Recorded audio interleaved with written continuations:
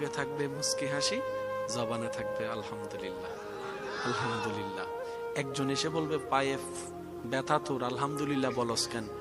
তখন আপনি বলবেন তোর মনোযোগ ব্যথার দিকে, সেজন্য তুই কষ্টটাকে দেখতেছিস। আমার আল্লাহ চাইলে তো 2 পাও নিয়ে যেতে পারতো, কিন্তু এখনো তো পা রেখে দিয়েছেন, তাই আলহামদুলিল্লাহ বলতেছি, সুবহানাল্লাহ। একজন বলবে ক্ষুধার্ত থাকার পরও তুমি খুশি মনে আলহামদুলিল্লাহ বলছো কেন? আপনি বলবেন বিনা বেতনে বিনা নামাজে আল্লাহ যে আমাকে দিনের পর দিন খাওয়াইছে, সেটার দিকেও তো আমাকে মনোযোগ রাখতে হবে, মনোযোগ রাখতে হবে।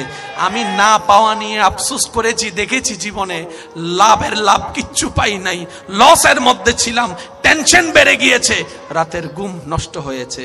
কিন্তু আমি যখন শুকরিয়ার চাদরে নিজেকে ঢুকাতে লাগলাম, দেখলাম কষ্টটাও নিয়ামত হয়ে গিয়েছে। সুবহানাল্লাহ।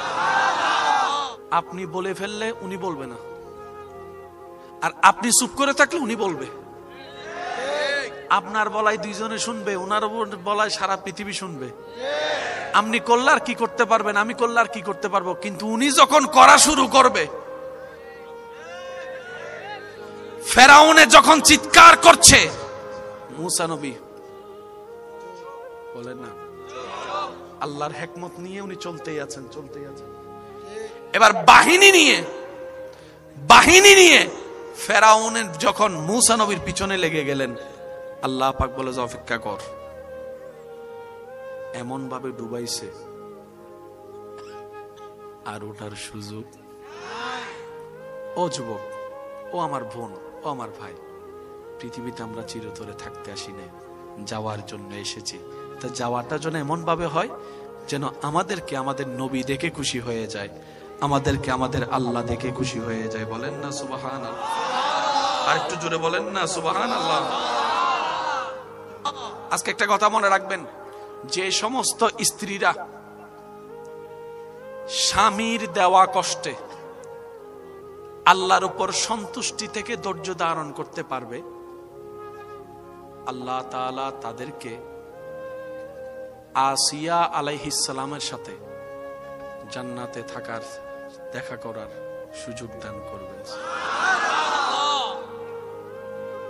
স্বামীর দেওয়া কষ্টে যে সমস্ত স্বামীরা স্ত্রীর দেওয়া কষ্টে ধৈর্য ধারণ করবে, সুবহানাল্লাহ বলবেন, আল্লাহ তাআলা ওনাদেরকে লূত আলাইহিস সালামের সাথে সাক্ষাৎ করার, জান্নাতে থাকার সুযোগ দান করবে।